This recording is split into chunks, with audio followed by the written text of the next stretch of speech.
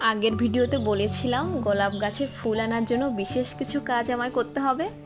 তার মধ্যে যেটা যেটা আমি করেছিলাম, কিছু পাতা আমি কাটিং করেছিলাম, সেগুলোতে ছত্রাকের সংক্রমণ হয়েছিল। তারপর রসুন পেস্ট স্প্রে করে দিই। তার কিছুদিন পর সর্ষের খৈল ভেজানো জল ব্যবহার করি। এতেই কিন্তু আমি ভালো ফল পেয়েছি। আমার গোলাপ গাছে কড়ি এসেছে, ফুল ধরছে, আর আমার গাছের চেহারাও অনেকটা সুন্দর হয়ে গেছে। আজকের এই টিপসটা তোমাদের কাছে কেমন লাগলো আমাকে কমেন্ট করে জানাবে। আমার ভিডিওগুলো ভালো লাগলে অবশ্যই লাইক, কমেন্ট, সাবস্ক্রাইব করে আমার পাশে থাকবে।